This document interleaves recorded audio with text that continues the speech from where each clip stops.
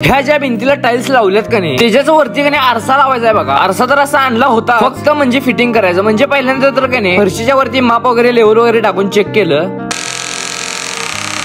Drill machine घेऊन hole मारून घेतलं, पट्टीचं स्क्रू मारतून आवळून घेतलं, आरसा उचलून बरोबर प्रॉपर बसते काय चेक केलं। आरसा सगळा विषय कट झाल्यावर हे जे टप्पा आहेत का नाही आरसाच्या मध्ये लावायचे बघा। ह्याच्यासाठी पण पहिला ड्रिल मारायला लागलं, ज्याच्यामध्ये काच राहणार आहे ते पहिल्यांदा अँगल तिथं लावून घेतलं प्रॉपर मध्ये फिटिंग करून त्याच्या आतमध्ये टप्पा असं लावलं बघा प्रॉपर। पहिल्यांदा तर ह्यो आरसा ह्या साईडला असा फिट केलता बघा, तसलाच सेम साईजचा ह्या साईडला पण फिट करून घेतलेला। ह्या दोन्ही आरसांच्या मध्ये असं 3 टप्पा लावलेले आणि प्रॉपर असं दिसालतं बघा। सगळं वातावरण आवरून डायरेक्ट नदीवरती आलो। नदीची जी पातळी आहे का नाही मित्रांनो पाण्याची ती खूप वाढलेली, तर तिथं आम्हाला साप पण बघायला मिळाला। ज्येष्ठ गाडी घेऊन आलतो आणि आम्हाला हे बघायला मिळालं बघा। हे सगळं बघून आलो गणपती बाप्पांचं दर्शन घेण्यासाठी। थोडं तर पाणी मंदिरच्या आतमध्ये तर आलो होतं, पहिल्यांदा तर मंदिरच्या आतमध्ये आलो बाप्पांचं दर्शन घेण्यासाठी। गणपती बाप्पांना मनातली 2 शब्द सांगितलो, मंदिरच्या पाठीमागे असं बोटिंग पण सुरू होती बघा। हे सगळं बघून आलो मी मित्रांनो।